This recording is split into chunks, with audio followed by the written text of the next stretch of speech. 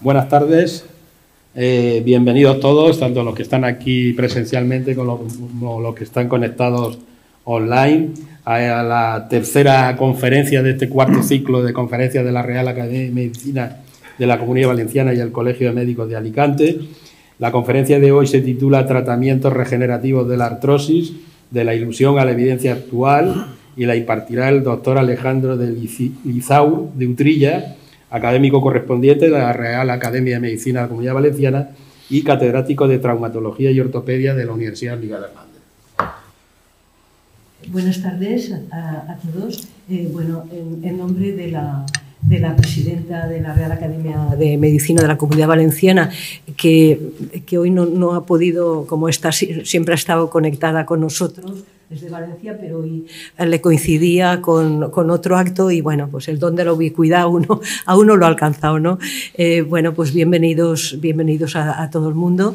Y, bueno, en este caso, vamos a la persona que va a presentar al doctor Lizaur es el doctor Justo Medrano Heredia, catedrático emérito de la Facultad de Medicina de la Universidad Miguel Hernández, dentro del área de cirugía. Entonces, una vez hecha la bienvenida, bueno, por cierto, el doctor Medrano fue, lo digo porque me lo ha dicho la presidenta, ¿no? Fue vicepresidente de la Real Academia. Me ha dicho Carmen, dice, bueno, no está la presidenta porque no puede, pero tienes dos vicepresidentes, el anterior y la actual. Muchísimas gracias. Le doy la palabra al doctor Medrano, cuando quieras. Muchas gracias, vicepresidenta. Buenas tardes a todos, queridos amigos, compañeros, colegas, jóvenes y mayores. Los médicos sabemos que conforme ha aumentado la expectativa de vida de los ciudadanos, han aparecido nuevas patologías, sobre todo degenerativas. El cáncer no es la única. Y muchas patologías están relacionadas con degeneraciones de diversos órganos, en especial de las articulaciones. La artrosis no preocupaba demasiado hace 50 años porque no tenía tratamiento prácticamente. Preocupaba las artritis, pero a partir de un cierto momento, con las innovaciones tecnológicas, pues han aparecido alternativas que están mejorando la vida de unos ciudadanos con nuevas expectativas, a pesar de las circunstancias, y que los médicos, a través de las diversas especialidades, estáis y estamos resolviendo. Uno de los expertos en el tratamiento de los procesos degenerativos de las articulaciones es nuestro amigo, compañero Alejandro Lizaur, a quien conozco bastante porque hemos compartido muchas aventuras en los últimos 40 años, prácticamente. Y, bueno, me gustaría describir algunas particularidades de su personalidad. Él nació en Madrid y, a pesar de que la familia tenía, digamos, una tradición militar, por vocación se decidió a estudiar medicina. Lo estudió en la Complutense de Madrid, fue alumno interno en el Gregorio Marañón y, sin embargo, se decantó por la cirugía, en especial por la traumatología.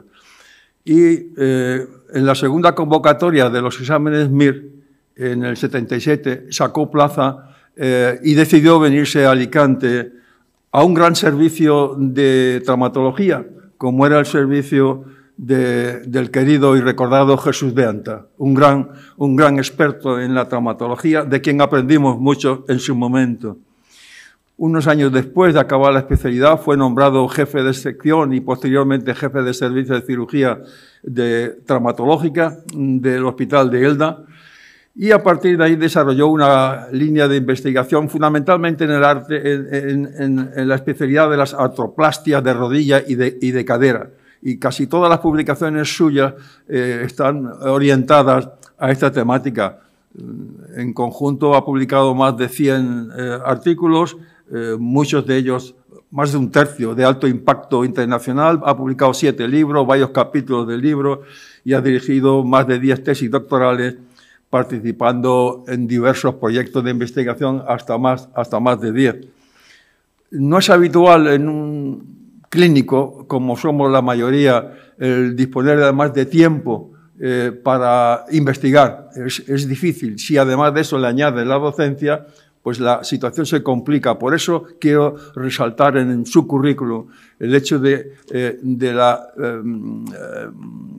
evolución que ha tenido Alejandro Lizaur como clínico, jefe de servicio y como investigador, además de docente, porque empezó también pronto a incorporarse a la universidad, en su momento de Alicante, luego la de Miguel Hernández. Trabajó con Sánchez del Campo, el compañero profesor Sánchez del Campo, en clases de anatomía del posgrado, en biomecánica, del aparato locomotor, y posteriormente desarrolló una línea de actividad docente e investigadora con el profesor López Prat, a la sazón catedrático de traumatología en el Hospital de San Juan. Alejandro es doctor, en el 86 obtuvo el doctorado con calificación de cum laude, ha hecho muchos viajes de formación continuada en Estados Unidos, Italia y Francia. Sería nombrado primero profesor asociado en Ciencias de la Salud en el área de traumatología del Departamento de Patología y Cirugía de la Universidad nuestra, y luego por la ANECA obtendría la acreditación para profesor contratado, doctor, y posteriormente la cátedra. Ha sido presidente de la Sociedad Valenciana de Traumatología, presidente del Comité Ético de Investigación Clínica del Hospital General Universitario de Elda y es miembro del Comité Nacional de Expertos de la Sociedad Española de Cirugía Ortopédica y Traumatología. Además de eso, tiene tiempo para ser editor asociado de la Revista Española de Cirugía Ortopédica y Traumatología y es miembro del comité de redacción, además de ser revisor de más de 8 revistas de la especialidad de ámbito internacional, principalmente norteamericanas. Lizaur es miembro de la Real Academia y la Academia le ha propuesto para que nos ilustre con sus conocimientos en un tema tan atractivo como acabáis de escuchar. Así que adelante, Alejandro. Muchas gracias. Quiero dar las gracias al profesor Medrano por las palabras tan cariñosas, se nota que es amigo, ¿no? A la Real Academia de Medicina y al Colegio de Médicos por invitarme a dar esta conferencia que, bueno, yo más ya la llamaría charla. A mí cuando, después de agradecer la invitación, me propusieron, me dijeron que, bueno, que propusiera un tema. La verdad es que, pues, pero claro, tenía que ser un tema no específico de cirugía ortopédica, sino de trauma, de aparato locomotor y que todos los médicos, fuera cual fuese su especialidad, pues tuvieran un cierto interés. Entonces me ocurrió, porque era un tema, el tratamiento regenerativo de la artrosis, los modelos actuales que se están empleando, por ser un tema de actualidad y además que ha generado y genera una gran controversia, como ahora verán en mi exposición.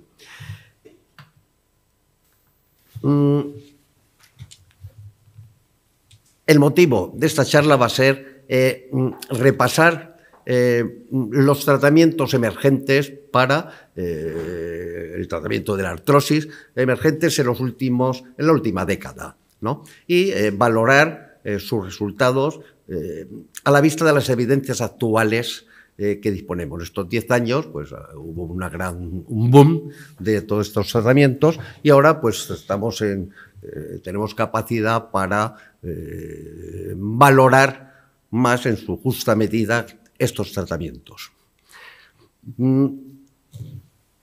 Para evaluar el éxito o el fracaso del tratamiento de la artrosis, los tratamientos modernos, es necesario, imprescindible, dar unas pinceladas, por eso pongo primer punto, de qué es el cartílago articular, cartílago hialino, cuáles son sus propiedades mecánicas y cuáles son sus mecanismos de reparación fisiológica. Porque sin entender eso no se entienden por qué actúan o dejan de actuar los tratamientos modernos.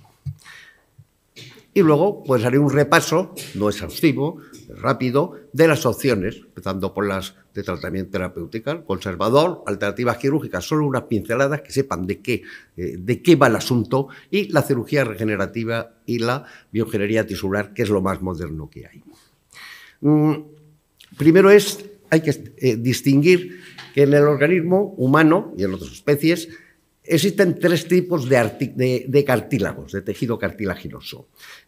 Todos tienen condrocitos, pero estos condrocitos actúan de diferente forma y sintetizan distintas proteínas, que son las que les caracterizan. Por ejemplo, los 3 tipos son el cartílago elástico, que fundamentalmente sintetiza elastina, y están en el cartílago de la oreja, del pabellón auricular, de la laringe, necesitan tener cierta elasticidad, además de dureza. Bien, luego está un cartílago fibrocartílago, que sintetiza colágeno tipo 1. Veremos por qué esto es importante. Y que es el que está, el colágeno tipo 1 es duro también, resistente a la tracción, y está, por ejemplo, el más llamativo de ejemplo es el menisco. El menisco es un cartílago duro, no sé qué, pero frágil. Se puede romper ante un golpe contundente.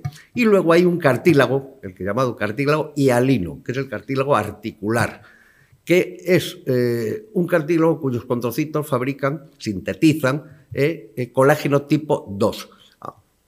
Y es el que verdaderamente está en los extremos articulares para minimizar la fricción cuando rozan los 2 extremos de la articulación y para servir de amortiguador ante las cargas cuando impactan esos 2 extremos articulares. Como ven, hay fibroso y hialino, son los que más les importan. Uno fabrica colágeno 1 y otro fabrica colágeno 2. No quiere decir que los 2 son colágenos, pero sus propiedades mecánicas son totalmente diferentes. ¿Y el cartílago cómo está constituido? Pues está constituido por condrocitos y por una matriz extracelular. Los condrocitos son células que derivan de las células madre mesenquimales. Estas células madre son pluripotenciales, pueden dar una serie de estirpes celulares, y entre ellas una de ellas es la célula condroprogenitora. Se diferencia desde la célula madre a la condroprogenitora por medio de unos factores de crecimiento. No voy a entrar en ello, ahora la proteína morfogenética, etc. Bueno, esto no es importante. Hay una serie de factores de crecimiento que inducen a la célula madre a convertirse, a derivar, en célula condroprogenitora. El problema está que esta célula condroprogenitora puede dar condroblastos, y de ahí a condrocitos, que son los articulares los que fabrican colágeno tipo 2, o fibrocondroblastos y fibrocondrocitos, que son los que fabrican o sintetizan colágeno tipo 1. ¿Por qué esta célula condroprogenitora, derivada de la célula madre, puede diferenciarse en condroblastos o en fibrocondrocitos? Bien, pues no se sabe, porque los factores de crecimiento son los mismos para esa diferenciación.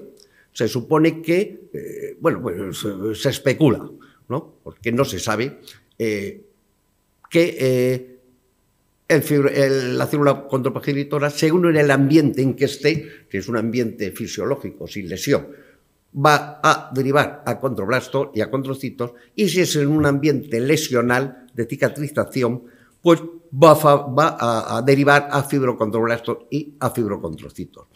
Insisto que es una especulación, porque la teoría es que haya otro factor de crecimiento que todavía no sabemos cuáles son y que inducirían a uno u otro, pero los desconocemos. Lo que sí sabemos es que con estos factores de crecimiento in vitro pueden fabricarse los 2 tipos de celulares.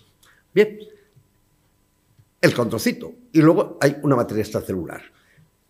La matriz extracelular está compuesta fundamentalmente por agua. El agua es la que le da la amortiguación, ¿no? Y por una serie de proteínas. Si se fijan en este esquema, los condrocitos solo son el 3% del volumen del cartílago. Quiere decir que el cartílago articular es uno de los tejidos del cuerpo humano con menor celularidad de los posibles que hay, con muy poca celularidad. Y la matriz extracelular la fabrica exclusivamente el controcito. Quiere decir que si hay pocos controcitos, ¿no?, habrá poca matriz extracelular. Y si no hay controcitos, no habrá matriz extracelular. Y esta matriz celular está compuesta fundamentalmente, como hemos dicho, por colágeno tipo 2, en la que le da sus propiedades mecánicas de evitar la fricción y la amortiguación, y por una serie de proteínas que también fabrica, sintetiza el controcito, bueno, por tritano, condroitín sulfático, ácido hialurónico. Nos importa el protoglicano, porque el protoglicano es el que va a traer agua del líquido sinovial, ¿no?, por difusión, y es la que va a hacer que tenga su elasticidad. Si no hubiera protoglicanos, pues el cartílago estaría seco y no cumpliría sus propiedades mecánicas, lo que necesita ser para evitar la fricción. Hay que tener en cuenta una cosa, que se ha visto in vitro que la adición de estas proteínas fabricadas por el controcito, la adición en el líquido sinovial es ineficaz, no se incorporan al líquido, a la matriz extracelular. Quiere decir que como ahora veremos, algunos de los tratamientos que se propusieron, ¿no?, de añadir pues, proteínas deficitarias a ese cartílago, pues no tienen validez. Se ha demostrado que no se incorporan.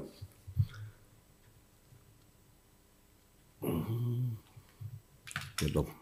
Ahora,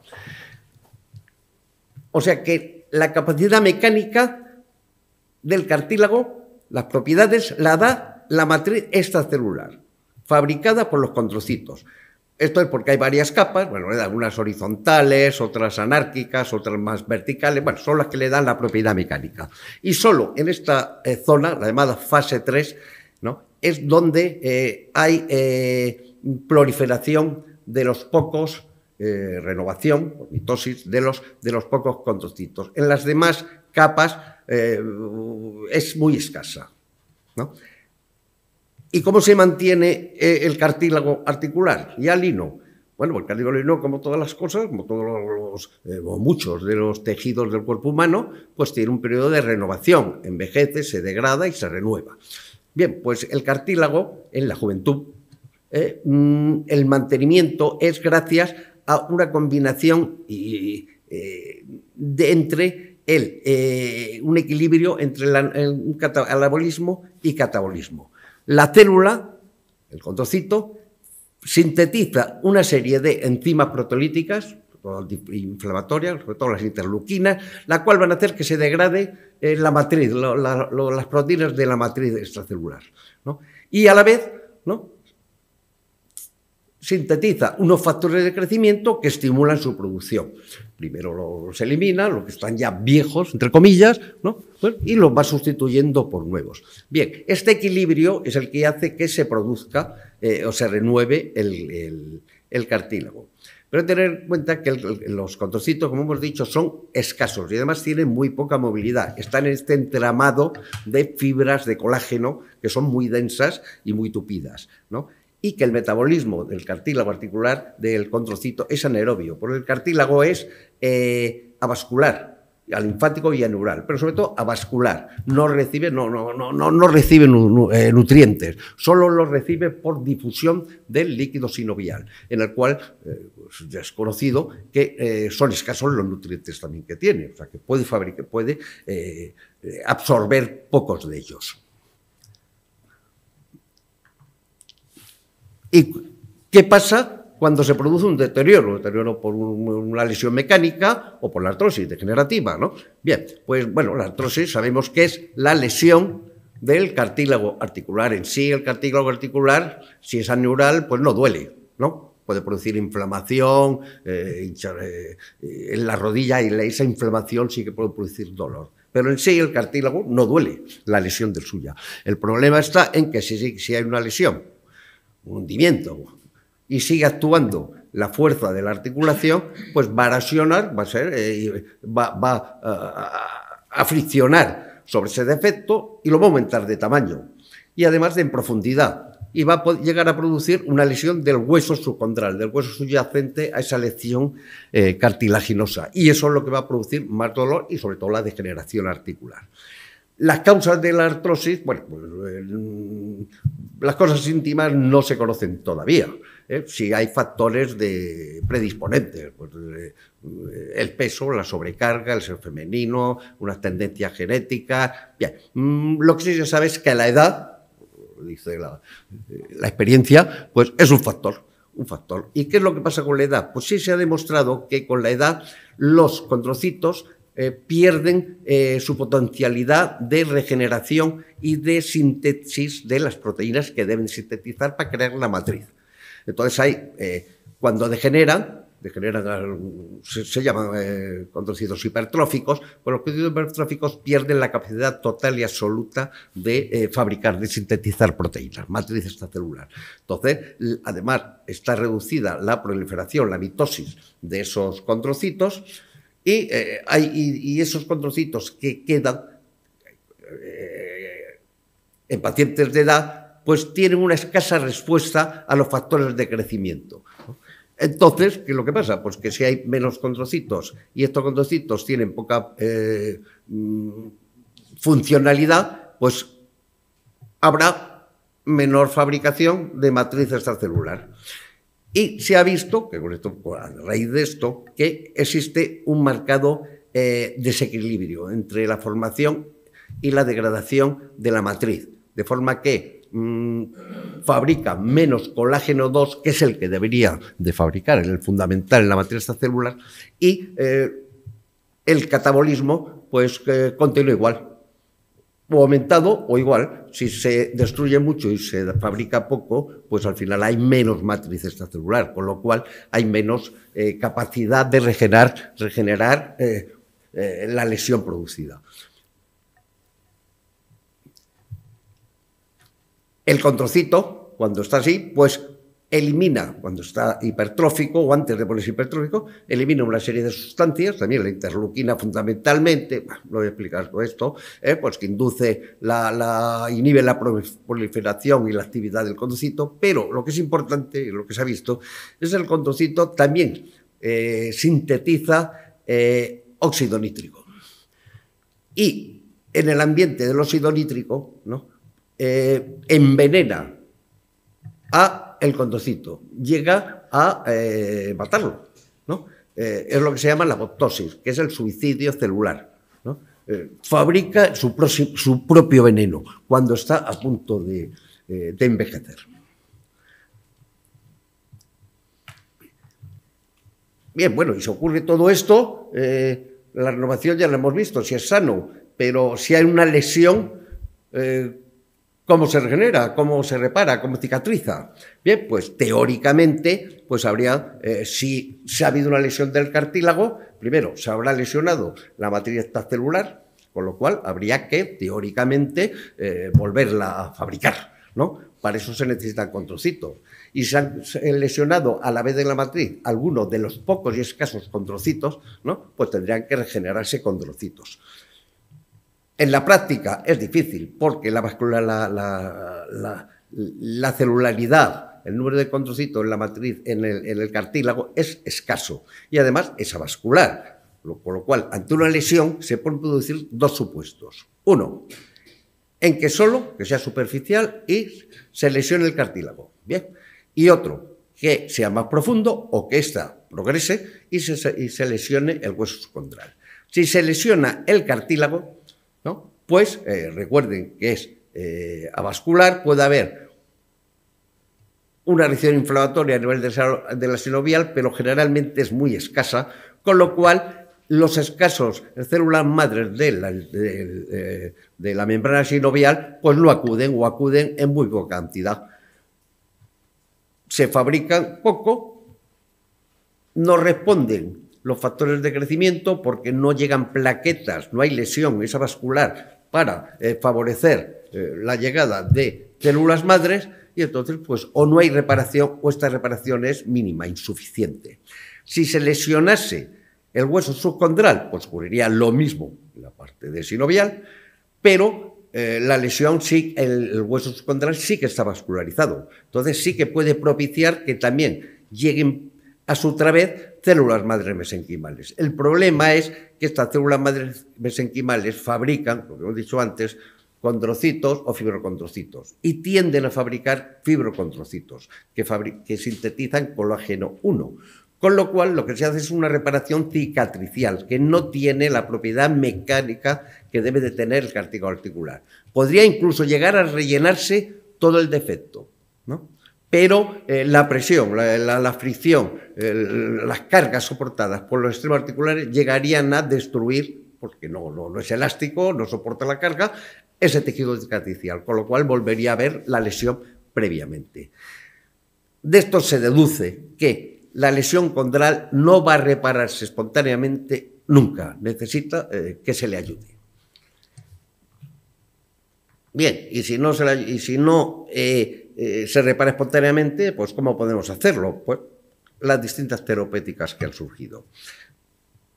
Es un breve repaso. El tratamiento conservador. Bueno, el tratamiento conservador, bueno, aparte de los sintomáticos, están fundamentalmente, son dos grandes grupos. El grupo de los fármacos condroprotectores orales, los de acción lenta, y las inyecciones intraarticulares, ¿no? Los condroprotectores, pongo interrogación. ¿Por qué? Porque teóricamente se ha dicho que, bueno, pues si le faltan estas sustancias, lo he dicho antes, pues las aportamos oralmente, glucosamina, con ditilsulfato, las damos y curamos la artrosis. Bueno, esto no es así, ¿no? Las damos orales, primero que oralmente no llegan al líquido sinovial de una articulación, ¿no? Y en segundo lugar, si llegasen, la cantidad que llegasen, no iban a traspasar el borde del cartílago, que es la matriz extracelular, y no van a incorporarse, por lo tanto, no van a ayudar a fabricar o a reparar esa lesión, ¿no? Entonces, las evidencias actuales dicen que hay numerosos estudios en la última década, cada vez menos, ¿no? Pero en la última década, en los últimos 7, 8 años, 6 años, se publicaron multitud de estudios defendiendo estos tratamientos. La inmensa mayoría eran estudios de escasa calidad y en revistas de escasísimo o escaso impacto, la mayoría, y la mayoría no eran independientes o se sospecha que no eran independientes, ¿no? Estaban mediatizados por alguna casa comercial, de alguna forma. En los pocos independientes que han surgido en los últimos 3, 4 años, ¿no? Bueno, yo pongo alguna referencia para que no lo apoyo, pero no tiene más trascendencia. En los independientes que ha habido, pues ha habido que sí, que verdaderamente pueden tener una mejoría clínica, pero esta mejoría clínica no es relevante frente a un placebo o a un corticoide, y son mucho más caros, ¿no?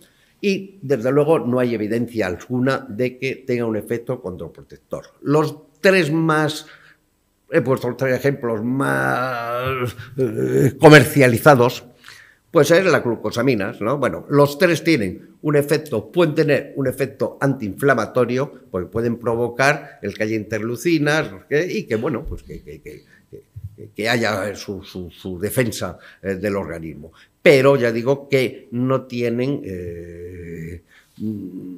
una mejoría clínica mayor, objetivamente mayor, que otros tratamientos convencionales, ¿no? El condroitilsulfato, pues bueno, pues la glucosamina no tiene ningún efecto, es como el placebo, y en la mayoría de estudios es inferior al tratamiento con AINES, o sea que debe ser desechado totalmente. El condroitilsulfato, bueno, pues tiene el efecto antiinflamatorio, pero no menor, pero sí igual, no superior a los AINES, ¿no? Y la diazareína, pues bueno, pues tiene también, pero tiene un efecto diarreico, ¿no? Pues, con lo cual es poco usado. Hemos dicho que hay unos orales y otros intraarticulares. Bueno, intraarticular generalmente es el ácido hialurónico. Bueno,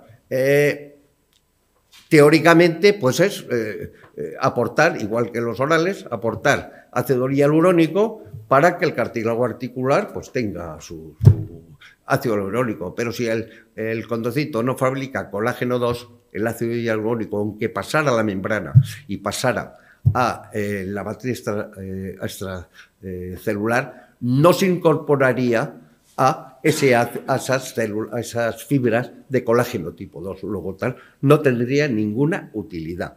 Hay una gran desinformación en el sentido de no de poca información, sino de información sesgada y comercial, ¿no? Entonces, son casi todos los estudios también no independientes. Tiene una acción antiinflamatoria, como los otros. Puede aliviarlo la calidad de vida, bueno, pues también la alivia un AINE cuando se hacen estudios con escalas objetivas de calidad de vida. No es muy superior significativamente. Su acción inflamatoria, pues ya pongo aquí que no suele ser inmediata, necesita varias inyecciones y la duración pues no suele ser muy larga, de 1 a 3 meses en los mejores de los casos de los estudios independientes que se hayan hecho. Está claro pues que no tiene un efecto condroprotector, no va a reparar ni a regenerar el cartílago, y tiene el inconveniente de que es incómodo para el enfermo que le pinchen y además hay un riesgo, nunca pasa hasta que pasa, ¿no? Los servicios de traumatología, pues todos los años hay varios casos de artritis sépticas, ¿no? De rodilla, sobre todo, y de hombro, y que algunos pues, han llevado a la destrucción articular completa, ¿no? Entonces, bueno, pues no es lo normal, ¿no? Pero bueno, es uno de los riesgos que hay.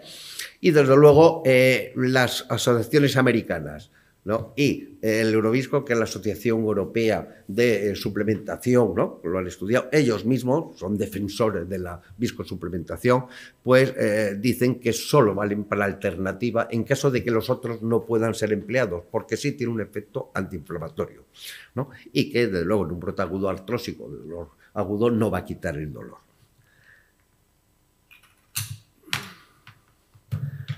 En resumen, en los tratamientos conservadores, pues está demostrada la ausencia de efecto protector o regenerador del cartílago, ¿no? Tiene un efecto, muy bien he dicho, antiinflamatorio y antialérgico y de calidad y mejorar discretamente la calidad de vida durante un tiempo corto, pero no en un grado superior a otros tratamientos convencionales.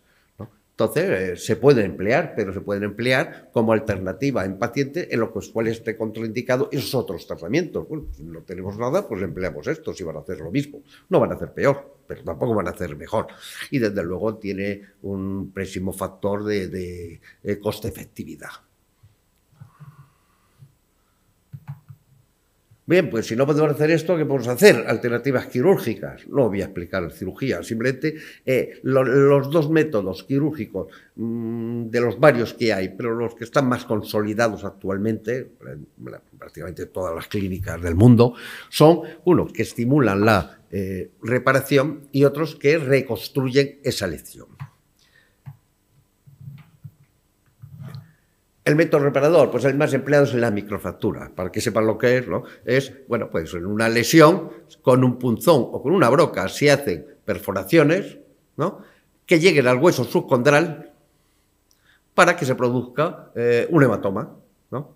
Que sangre, ¿no? Con lo cual lo que se intenta es, aquello que decía de las células madre, que de la sinovial acuden pocas, porque hay pocas, bueno, pues que aquí se forme un hematoma, que acudan plaquetas, hagan su proceso cicatricial y que estimulen los factores de crecimiento plaquetarios, que estimulen la llegada de células madre y que fabriquen con esos factores de crecimiento condrocitos. En la práctica, pues en vez de condrocitos se ha visto que fabrican fibrocartílago, se diferencia en fibrocondrocitos. Fibrocondrocitos, que ya digo que lo he dicho antes, son de colágeno 1, sintetizan colágeno 1, con lo cual no tienen las propiedades mecánicas. Es un tejido cicatricial que puede rellenar la lesión, ¿no? Pero que no la cura ni ha detenido la artrosis. Eso en los estudios histológicos. En los resultados clínicos, pues igual que los otros, pueden aliviar el dolor, y mejorar un poco la calidad de vida más tiempo, más prolongadamente que los otros. En estudios hay hasta 2 años de mejoría del paciente, pero esos estudios son para lesiones traumáticas pequeñas, menos de 2 centímetros, lesiones traumáticas, y en personas jóvenes, ¿no? A partir de los 50, 60 años ya no tienen efectividad. Entonces, es ineficaz en una lesión traumática crónica o en una lesión artrósica, sobre todo si la lesión artrósica pues, ha llegado al hueso subcondral, ¿no? El hueso subcondral ya no está vascularizado, no está tan vascularizado y no van a llegar tantas plaquetas ni tantos factores de crecimiento. El otro, pero una persona relativamente joven, de menos de 50 años, pues le retrasa los síntomas y durante al menos 2 años. El otro tratamiento quirúrgico es lo que se llama mosecoplastia, que en realidad es un trasplante de hueso osteocondral, autólogo, del propio enfermo. Realmente con un trocar de zonas articulares, zonas que no tienen fricción ni rozamiento, son verdaderamente importantes, pues extraen unos cilindros de cartílago y de hueso subcondral. Aquí hay un ejemplo. Se talla a nivel de la lesión, si aquí estuviera la lesión, pues el mismo orificio con el mismo trocar, y se impactan esos fragmentos, ¿no? Y bueno, pues cura, ¿no? ¿Qué es lo que pasa? Que cura el hueso del fragmento con el hueso nativo, pues consolida, ¿no? Se engancha, pero el cartílago que tiene arriba degenera, se destruye y muere, ¿no? Y en caso de haber una reacción por las pocas células que van de la membrana sinovial al líquido sinovial y al tipo de lesión, van a formar fibrocartílago, van a hacer una regularización de la superficie, en vez de haber una oquedad de artrosis, bueno, pues la van a regularizar con cartílago.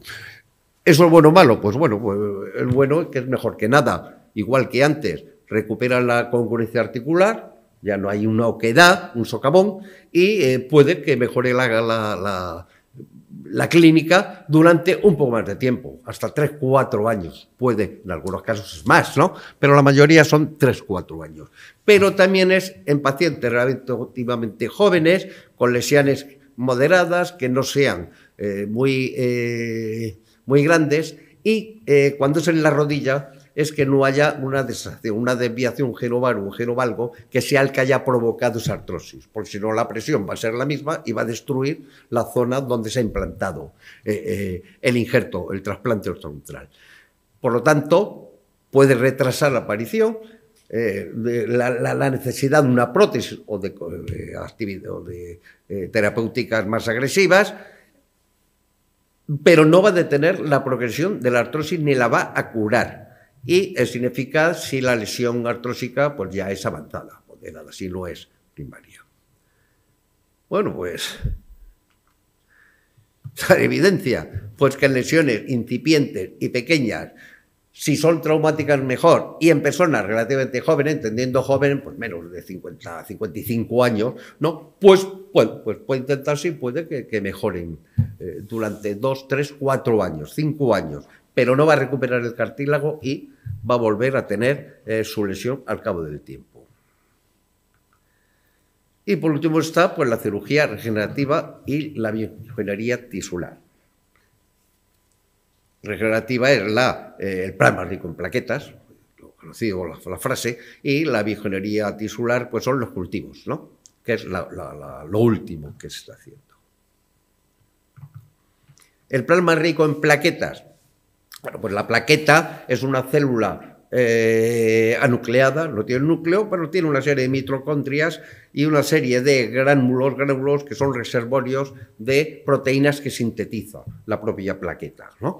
Y luego tiene pues, una serie de canales con la cual de esos gránulos pues, pueden ser expulsados al medio ambiente externo a la célula. Bien, entre ellas lo que hay, por eso se llama un factor de crecimiento, es que teóricamente no, realmente tiene los factores de crecimiento que atraen a las células madre mesenquimales y que la inducen, en el caso de una lesión condral, a diferenciarse en una célula condroprogenitora. Pero indistintamente puede ser, como ya lo he dicho reiteradamente, condrocito o fibrocondrocito, ¿no?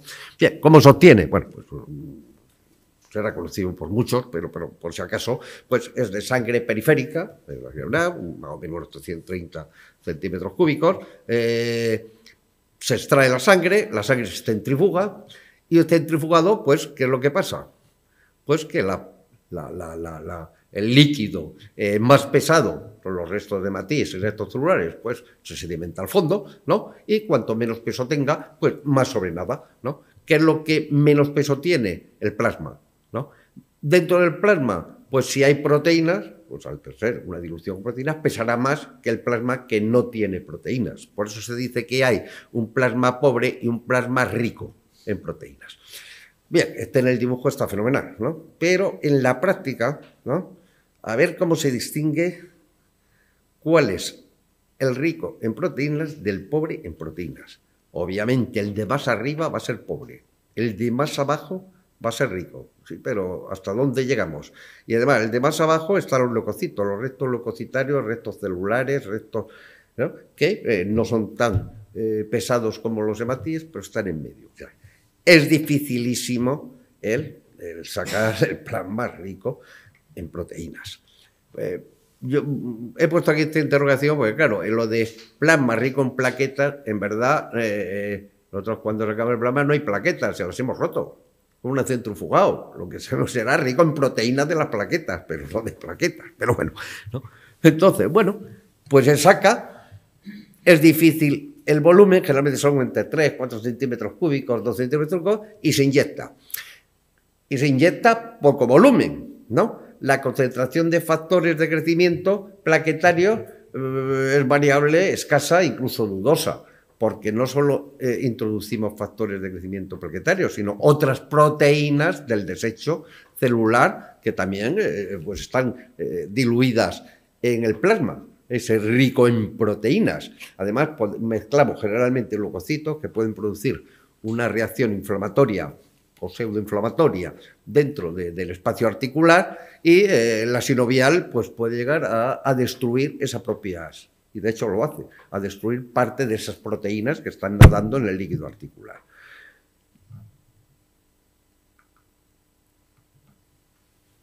También existe una gran desinformación, en el sentido de información dudosa, falsa y mediatizada. De hecho, las indicaciones del plasma rico en plaquetas se han cuadruplicado en 3 años, ¿no? La inmensa mayoría que tratan estos estudios sobre su aplicación son de escasa calidad o incluso no hay estudios, simplemente se aplica, lo hacen, ¿no? Son revistas lo mismo, de bajo impacto, estudios no independientes en la mayoría de los que había antiguamente, y se ha convertido en un producto comercial. Hay que recordar que los factores de crecimiento no son células madre, no tienen poder regenerador de tejidos. Lo que hacen es inducir, estimular a que acudan células, ¿no?, que van a fabricar el tejido que deseemos, pero ellas per se no tienen la capacidad de reparación, regeneración tisular, ¿no? Y hay que recordar también que las células madre no emigran a sitios que hay una lesión crónica, en la mayoría de los casos. De hecho, las lesiones crónicas, muchas de ellas se caracterizan por no cicatrizan, porque no hay reparación tisular, o sea, que no van a acudir.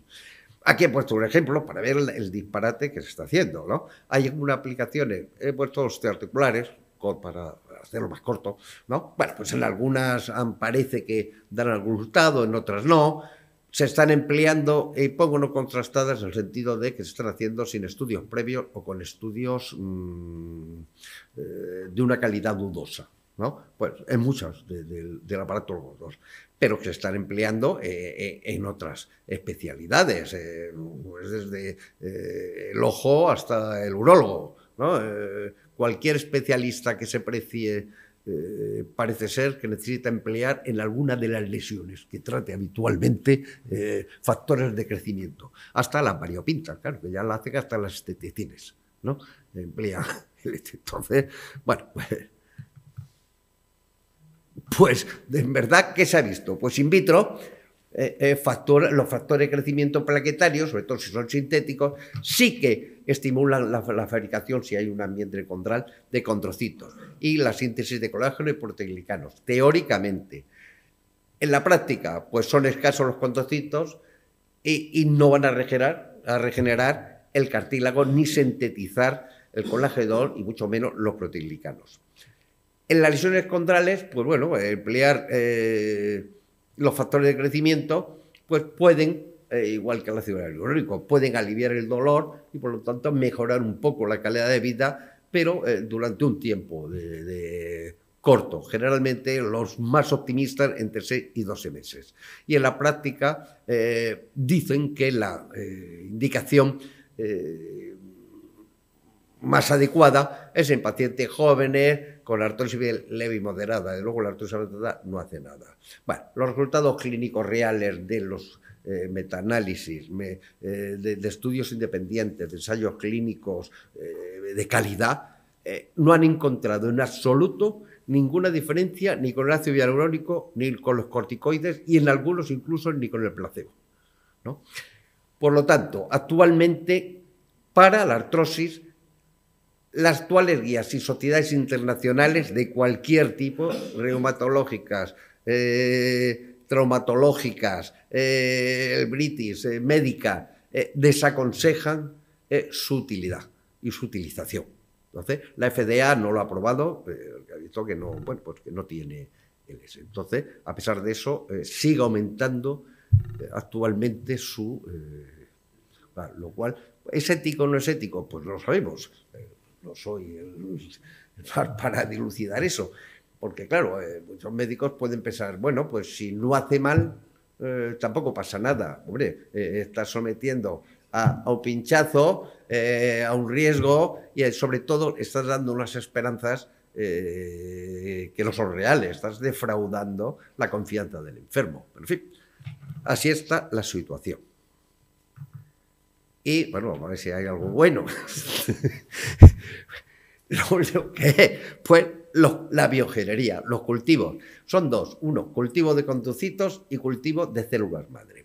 Los cultivos de condrocitos, pues eso, pues si hay una lesión, vamos a ver, y no podemos estudiar, vamos a ver si le hacemos una implantación, un trasplante no, porque no es del enfermo, una implantación de condrocitos para ver si rellenan ese defecto. Bueno, en general se hace mediante endoscopia, que lo sepan, pues se saca también de la zona que no sea de fricción, pues un poquito de cartílago, se lleva a un laboratorio, se cultiva, se le ponen factores de crecimiento condrales sintéticos, pues, proteínas morfogenéticas, etcétera, etcétera.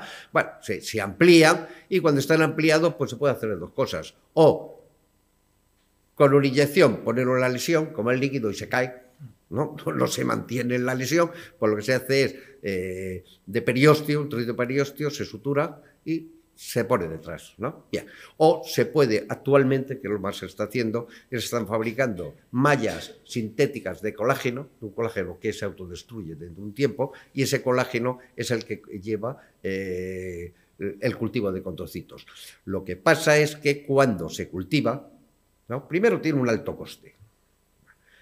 En segundo lugar es que cuando lo cultivamos pueden fabricarse con el factor de crecimiento, pueden diferenciarse en condrocitos o en fibrocondrocitos. La mayoría son fibrocondrocitos. Otro fastidio, ¿no?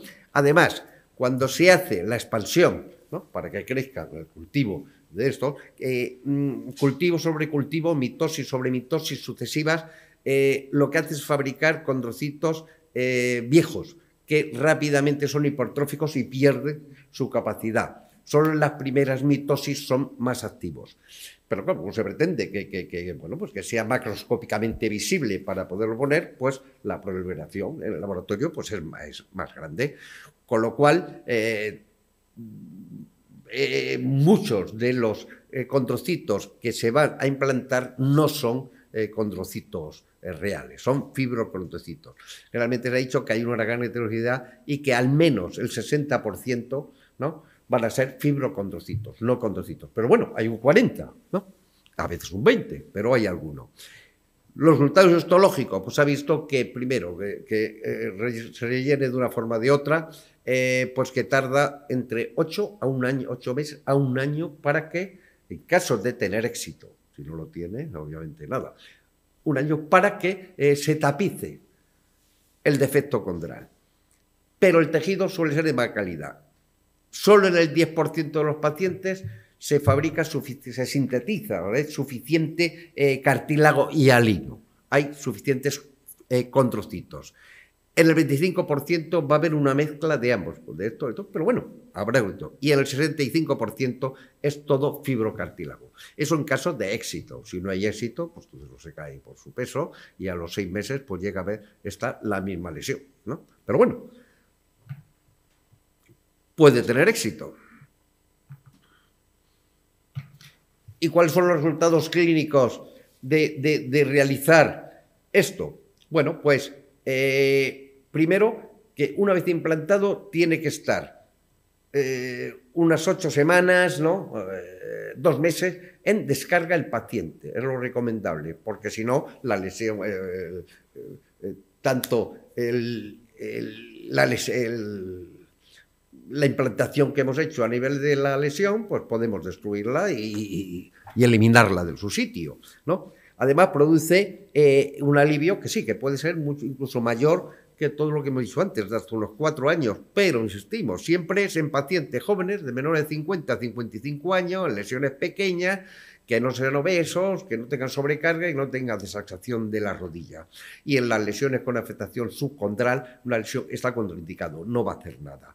Entonces, pero verdaderamente es prometedora, porque al menos entre un 20%, 25% sí que pueden tener alguna regeneración, pero un 75% no. Pero bueno, es un avance, ya vamos avanzando. Y por último, tenemos en vez de la implantación de condrocitos, la implantación de células madre. Bien, las células madre, por no repetir, ya sabemos que es pues las células multipotenciales, del cual derivan muchos tejidos. Y es el proceso de cicatrización normal fisiológica del organismo. Yo he puesto aquí un ejemplo que es muy claro de una herida. Bueno, pues acuden plaquetas, las plaquetas tienen factores de crecimiento, atraen células madre, cicatrizan y puede llegar incluso a no verse.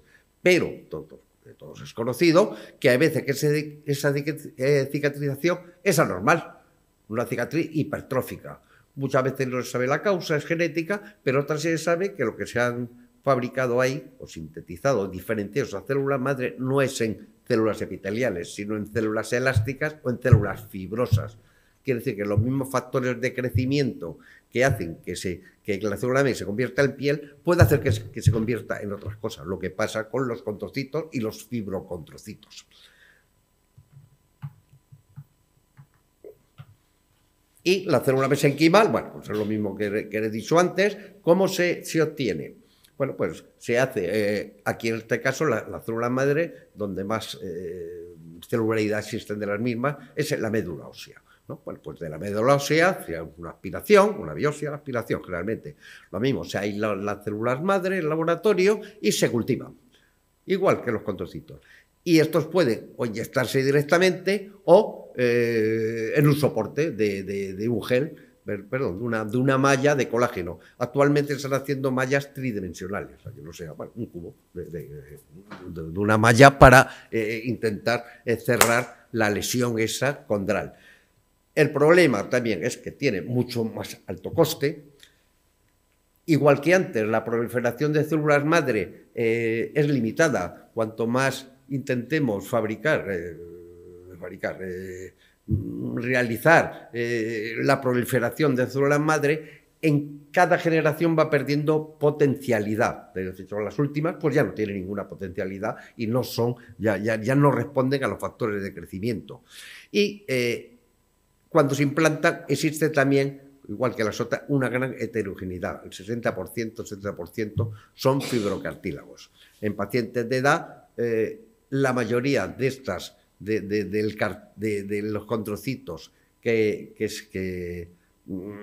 los cuales se diferencian las células mesenquimales, van a ser hipertróficos, o sea que no van a tener capacidad de de regeneración. Los resultados, pues histológicos, se ha visto que la inyección intraarticular, directamente a la articulación, pues que tarda 6 meses en hacer algo de formación condral y que el 75% en caso de éxito, ¿no?, aunque sea parcial, va a ser, por la artroscopia se ha visto, que son fibrocartílago, una lesión cicatricial, fibrosa, no cartilaginosa.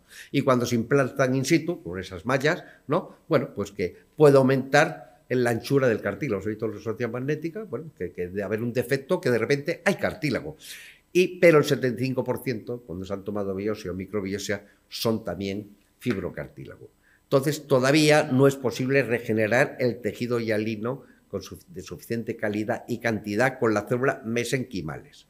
Los resultados clínicos son lo mismo, pues, mejora el dolor y puede retrasar una de la prótesis, y ya hasta 4 años. Las indicaciones actuales son solo en pacientes menores de 50 años, un defecto que en un defecto moderado no se suele emplear porque las técnicas quirúrgicas que hemos dicho antes son igual de efectivas. En un efecto más grande, cuando está contraindicada, pues se puede emplear. Entonces, en conclusión, bueno, pues primero que la lesión cartilaginosa no se va a regenerar espontáneamente. No disponemos de un método eficaz que regenere o prevenga la artrosis. Los fármacos regeneradores pues han mostrado escasa o nula efectividad, y la aplicación intraarticular del factor de crecimiento plaquetario pues ha demostrado su total ineficacia. Los métodos quirúrgicos pues son algo efectivos, pero temporalmente pueden ser, y en circunstancias muy especiales, de jóvenes, de lesiones traumáticas, de lesiones que no sean muy avanzadas. Y la ingeniería tisular es la que más esperanza nos está dando, la de los condrocitos y sobre todo la de las células madre. Yo titulé esto de la ilusión a la vida actual. Bueno, a lo mejor tenía que haber dicho de la ilusión a la cruda realidad, pero creí que si ponía ese título, pues ya iban a estar la gente... iba a saber lo que iba a decir. Y entonces preferí cogerles un poquito por sorpresa, que creyeran que iba a decir cosas muy buenas o mejores de las que hay. No soy negativista, ¿no?, pero la realidad no la hay. Igual que para la vejez, puesto aquí no existe cura todavía, no sabemos en el futuro, pues para la artrosis no existe cura. Pero lo que está claro es que las células madre parecen aportar, la última ingeniería tisular, parece aportar esperanza. Sí se ha conseguido éxitos, no en suficiente cantidad, no en toda la gente, pero sí ha habido éxitos, ¿no? Lo que pasa es que, bueno, pues no puede ser empleado por ahora en todo el mundo. Y lo que no se puede es, pues, cantos de sirena de clínicas especializadas que nos dedicamos a la implantación de cultivo de células madre. Eso no es real, es experimental, donde la gente, los centros serios, ellos mismos seleccionan muy bien a los pacientes y realizan el estudio sabiendo que no van a tener éxito en la mayoría de los casos, ¿no? Y en los que tienen, bueno, pues cada paciente que han tenido un poquito de éxito ha sido un avance, un escalón más para llegar a obtener algo. Por ahora no. Pero bueno, yo pienso que pues en otra década pues puede que ya sea y curemos la artrosis en al menos el 50%. Al otro 50% los tendrá cura y seguirá sin cura. Pues muchas gracias por su atención.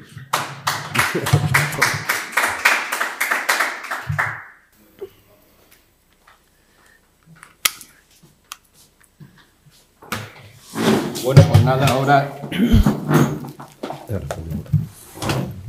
tenemos tiempo para preguntas, bueno, comentarios, discusión. No sé si en los que están online quieren decir. A mí me han surgido un montón de preguntas y también de respuestas. Sí, no, respuestas pocas,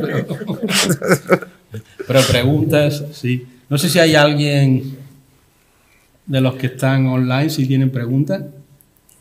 ¿Tú? Empieza tú. Bueno, pues comienzo yo mismo. Sí. Bueno, dado el panorama que nos has presentado... Catastrofista no sí, es. No. Yo creo que a lo mejor habría que hacer más hincapié en, digamos, a lo mejor medidas preventivas. Bueno, hay una cosa que es la edad, evidentemente, la edad pasa, pero la edad no pasa igual para todo el mundo. Claro. ¿No? Entonces, yo creo que habría que hacer mucho hincapié en medidas preventivas. Y en este sentido, una pregunta concreta es: ¿cuál es el mejor tipo de ejercicio físico para prevenir la progresión de una artrosis incipiente o una artrosis leve? Bueno, la artrosis se produce primero por degeneración, claro, ¿no? Pero también por los factores que más intervienen, el factor mecánico, el choque de una articulación con otra. Quiere decir que, de hecho, personas jóvenes, deportistas, de élite, no sé qué, todos tienen artrosis. Claro, sí, sí. Se callan, esto está muy bien, se ha retirado a los 50 años, a los 65, va con un bastón o disimula, ¿no? Porque todos tienen artrosis, mecánicamente han destruido la articulación. Entonces, ¿qué eso quiere decir? Que no se pueden hacer deportes, no, pero si no eres profesional y no vas a vivir de eso, no te va a dar de comer, pues tampoco tienes que hacer, ¿no? Saltar en paracaídas todos los días, puedes saltar, pero una vez al mes, ¿no? Pero no todos los días. Y la obesidad, ¿no? La obesidad, pues es una sobrecarga, ¿no? Para, sobre todo, si se tiene una discreta desviación de rodillas, sobre todo porque es donde más hay artrosis. Y ahí parece que los obesos no tenían desviación de rodilla, la tienen porque son obesos, o tienden a tenerla, no es que la tengan. Entonces, yo les da la mejor, pues todo, creo que no tenga un impacto grande y que no sea continuado y todos los días. No se puede hacer deporte como se está haciendo hoy día, machacándose continuamente. Es una barbaridad, ¿no? Pero bueno, pues allá ellos. Pero, por ejemplo, es mejor, por ejemplo, hacer bicicleta de manera moderada sí, que, por ejemplo, correr. La bicicleta, o, sí, no sé, la bicicleta no tiene carga. Sobre todo las rodillas. La natación. La natación. No, y se puede correr y hacer impacto. Sí, tampoco lo que no se puede es estar, insisto, machacar al cuerpo. Claro. Pero sí se puede hacer cualquier deporte, tenis, lo que, pues bueno, claro. Aquí sí, bueno, veo que no hay ninguna pregunta. Sí, no sé, bueno, agradecimientos. Los he dejado. Agradecimientos. Sí. Todos los tratamientos, los últimos tratamientos de células madre, sí. los hitos y eso, vale para la rodilla, pero... No, para todo, para todo. ¿Para la artrosis de columna también? Claro, no. ¿Y para la artrosis de manos? Podría ser, sí, para la de hombro, sí. He puesto rodilla porque las imágenes son más llamativas e ilustrativas, pero sí, la columna es distinto. La columna, claro, el pinchazo de la columna LS... Las lumbalgias con síntomas degenerativos... Sí, de todas formas, no lo sé exactamente cómo en articulaciones de miembros, ¿no? Sí que se ha empleado en todas, y unas tienen más eficacia dentro de lo malo que en otras, pero verdaderamente en columna no lo sé, ¿no? No lo es. La unidad del dolor hace muchas infiltraciones, pero supongo que será... Pero eso es infiltración, claro, eso es distinto, no es. Pero claro, con corticoides. Eso no es, claro. No. Yo, vamos, no sé, verdaderamente es que no recuerdo yo de que se haga, posiblemente se hace todo, pero células madres, implantación de células madre en columna, pues no lo sé. No sé.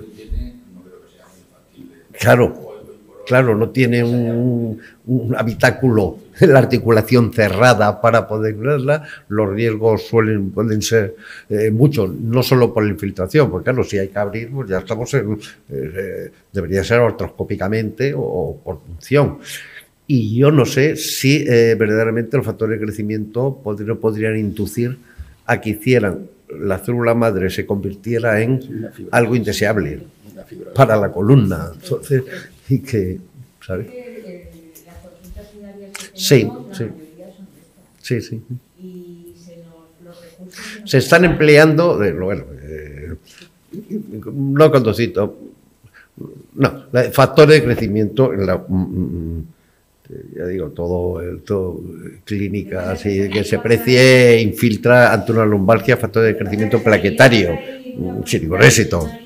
Hasta que llegas claro. a que pueda verlo el traumatólogo y poder, imagínate, nosotros Claro. de esos 40, 25 vienen por dolor, que muchas veces son personas mayores, y se nos agotan los recursos. Claro, ese es el problema. Sí. Después, la polipatología, porque son hipertensos, que no puedes darle una N.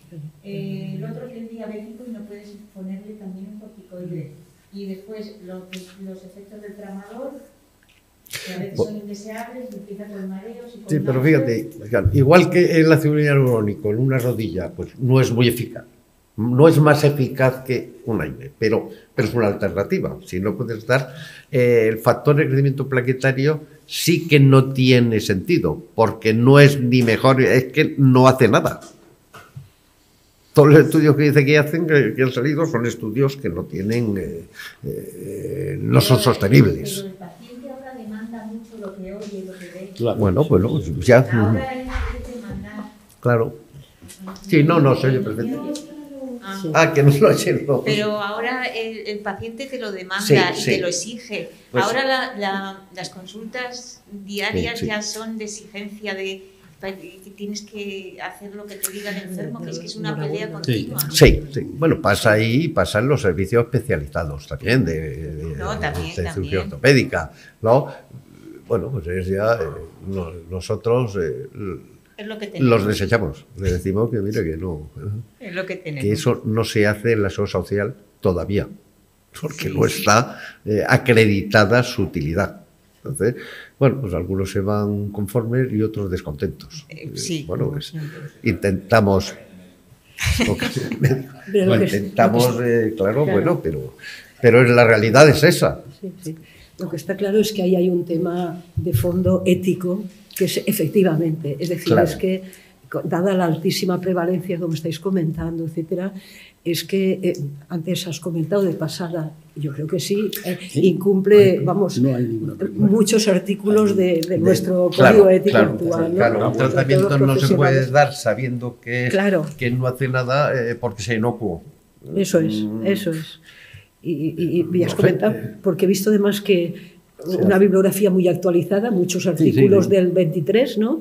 Y comentabas que estudios de metaanálisis y eso, pues que realmente se han hecho y que la evidencia es la que hay, es la que es, ¿no? Sí, Que has sí. comentado. Justo, ¿tú tienes algún...? Bueno, yo no es que tenga muchas dudas después de lo que he escuchado de Alejandro. Ha dejado muy clara la situación, ¿no? El pronóstico no es bueno en cuanto al tratamiento conservador. Yo lo que sí le preguntaría a Alejandro es, él ha colocado muchas prótesis de cadera y sobre todo de rodilla, donde ha trabajado más en los últimos años.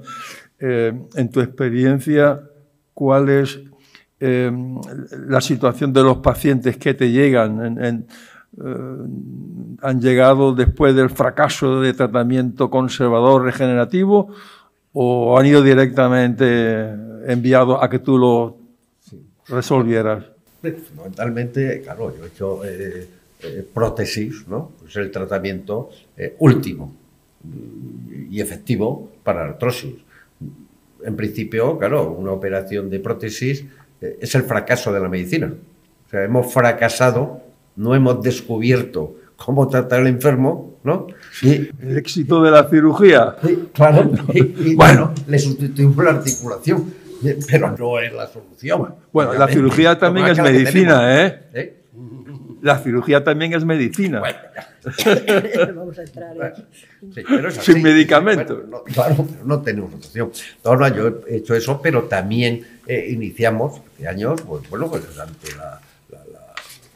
la publicidad en revistas de antes de mirar, digo, bueno, pues vamos a alguna medicación oral, dimos, ¿no? Hasta que dejamos de darla taxativamente y por lo menos en el DA, y estoy seguro que en otros hospitales está, si no prohibido, si no se puede dar esa medicación, salvo que sea una alternativa, insisto, a los AINES o bueno, los corticoides. No vas a desterrar un paciente corticoide continuamente, claro, ¿no? Pero ese ni inyectar corticoides pues destruye el cartílago a la larga. Entonces, tenemos un círculo vicioso. Y hialurónico también lo empleamos. y vimos, no hicimos estudio, porque no hicimos estudio de su efectividad porque el estudio se interrumpió al ver la ineficacia. Dijimos, no podemos seguir dándolo, o sea, no... Claro, no es ético, no es ético. Claro, pero si no hay que suspenderlo. Entonces lo suspendimos. Entonces, los enfermos que nos llegan, la inmensa mayoría, cada vez más jóvenes, antes eran de 70 años para arriba, ¿no? Ahora son de 60, 65 para arriba, ¿no? De 40, 20 y 30 también tenemos, son esas lesiones traumáticas, o por una lesión congénita, bueno, pero es un pequeño porcentaje, ¿no? Pero cada vez esta es menor y no han tenido la inmensa mayoría tratamientos con estas LS. Han tenido sus AINES, sus médicos de cabecera les han mandado lo que han podido mandarle, hasta que han llegado un momento y dice, mire, decídase, vaya y os opero, o vaya con un bastón, ¿no? Y verdaderamente el médico cabecera tampoco les ha mandado o les ha propiciado que vayan a algún centro donde le hagan esta medicina alternativa, ¿no? ¿no? O sea, creo que con muy buen criterio, pues, bueno, no lo hacen. Pero bueno, pero esas clínicas siguen existiendo. Sí, y siguen teniendo éxito a la gente, ¿no? Lo siguen teniendo. Bueno, pues. Yo quería hacerte una pregunta enlazando que ha salido el tema de las prótesis articulares. Bueno, muchísimas de las prótesis articulares, bueno, que se pueden poner por artrosis, también, claro, evidentemente por fracturas y tal, pero muchos se ven en pacientes ya pues con cierta edad, con muchas comorbilidades, y que puede haber, y de hecho hay complicaciones posoperatorias. Entonces la pregunta es, ¿qué opina de la asistencia compartida de los médicos internistas? Yo estoy un poco aquí defendiendo mi terreno, yo soy médico internista, aunque me dedico hace muchos años a las enfermedades infecciosas. ¿Qué opina de la asistencia compartida de médicos internistas en la atención de estos pacientes de edad que se van a someter a una intervención quirúrgica, o sea, a la implantación de una prótesis, ¿no? No digo el llamar al internista cuando ha aparecido la complicación, el tromboembolismo pulmonar o la infección. Perfectamente. Desde que el paciente ingresa antes del día de operarse. Creo que fue hace 3 o 4 años, por otra cuestión, ¿no? El Lancet me dijo que escribiera, ¿no?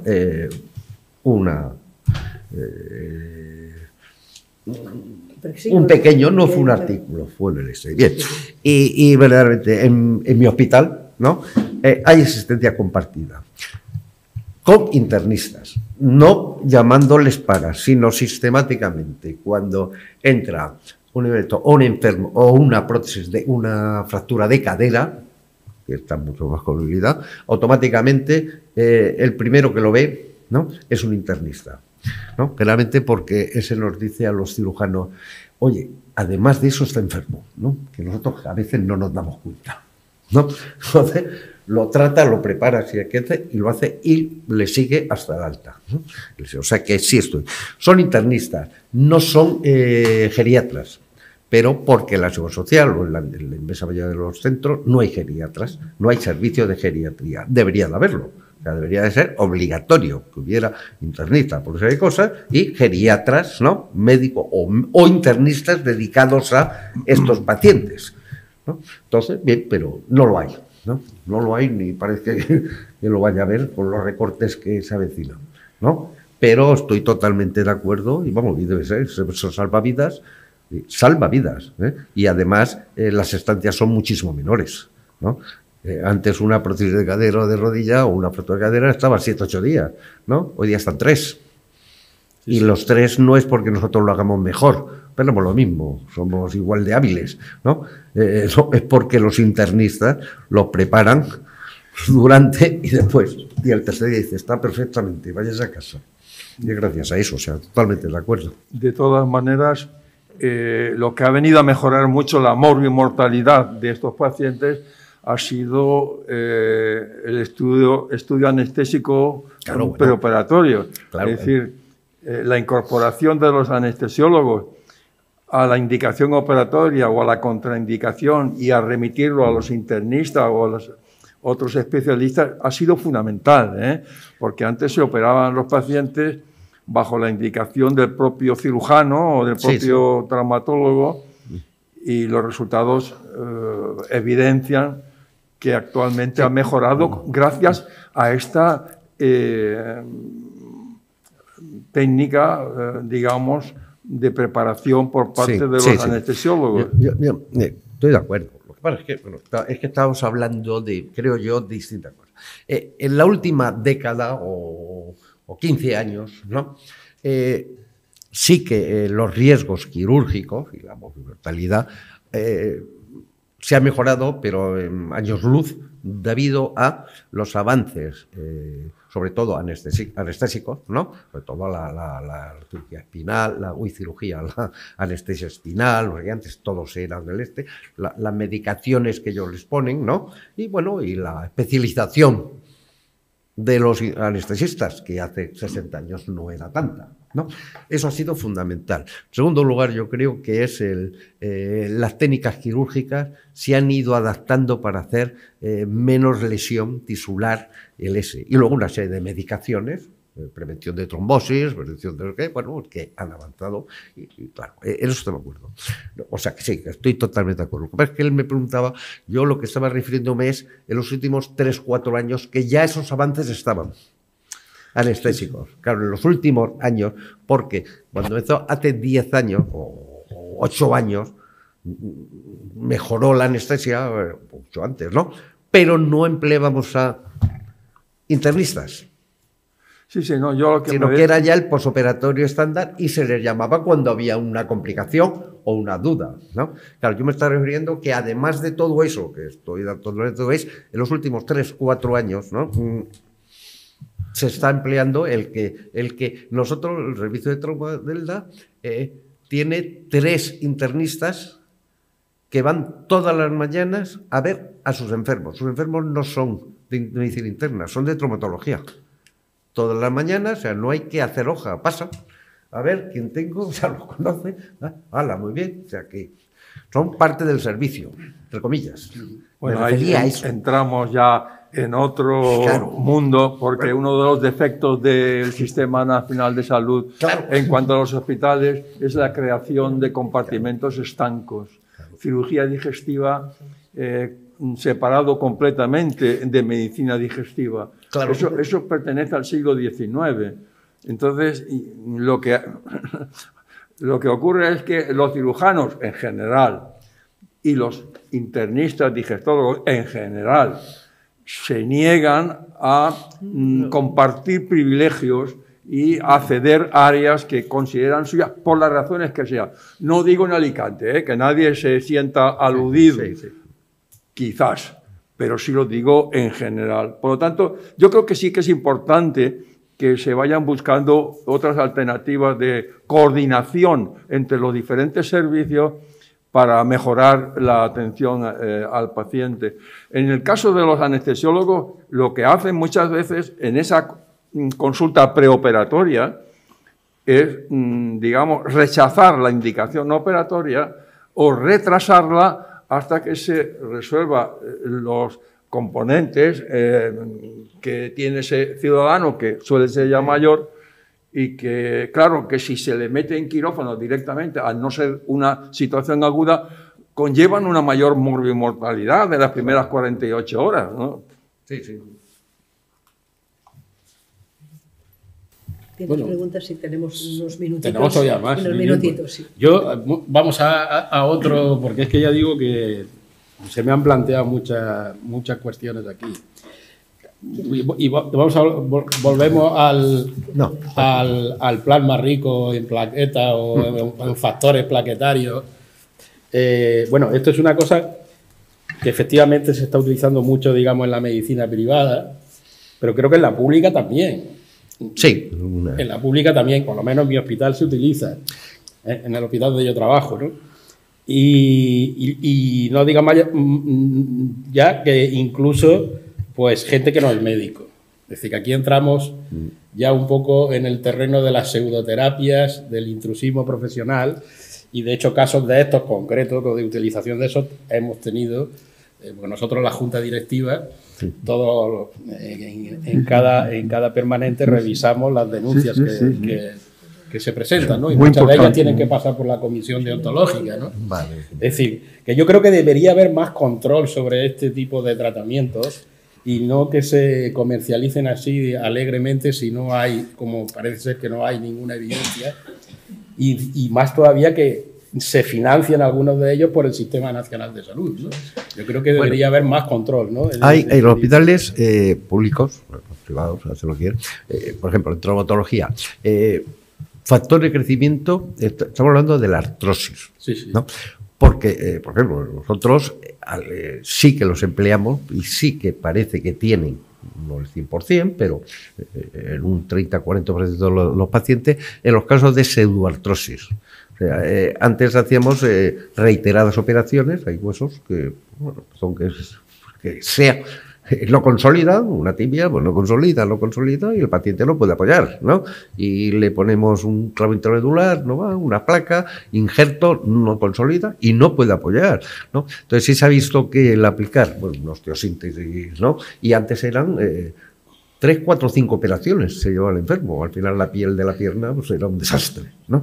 Entonces sí se ha visto que en algunos casos recalcitrantes como estos, hace una osteosíntesis, injerto y factores de crecimiento, parece que favorecían la incorporación de ese injerto, ¿no? que le poníamos. Bien, pues son casos muy... O sea, se emplean, ¿no? Pero para artrosis o para lesiones condrales, ¿no? Son traumáticas, sea una osteocondritis disecante, o sea que no es que ha tenido una lesión idiopática, avascular y ya está, no lo empleamos. Los factores de crecimiento lo empleamos porque no hace. El ácido hialurónico, a veces, ¿por qué? Pues eso, casos que lo remiten y que ya no se le puede hacer nada y que el paciente no está en una situación quirúrgica, no está en una indicación quirúrgica, pero le duele, le ve todo el cuanto y se han agotado todos los medios del S. No se trata, como se hace en algunos casos, de, bueno, pues si le duele se le remite a la unidad de dolor de anestesia. Luego le dice, oiga, pero si no es que le duela, es que tiene un problema mecánico, le duele porque apoya. Luego, por muchos opiáceos que le den, no sé, claro que le va a quitar el dolor el opiáceo, siempre que no ande. Si tomas opiáceos y apoyas, te va a doler. Entonces, bueno, hay casos en que ya los AINES no son eficaces, no se le puede dar corticoides, no hay. Bueno, pues intenta, ¿no? Porque alivia temporalmente, bueno, pues temporalmente. Pero factores de crecimiento en lesiones de otro tipo, pues puede que se empleen, de hecho, sí, claro, se están empleando, ¿no? Nosotros lo tenemos proscrito. Mi opinión. Me parece perfecto. Muy bien. Bueno, si quieres. Sí, son felicitaciones, pues enhorabuena por la conferencia y excelente eso.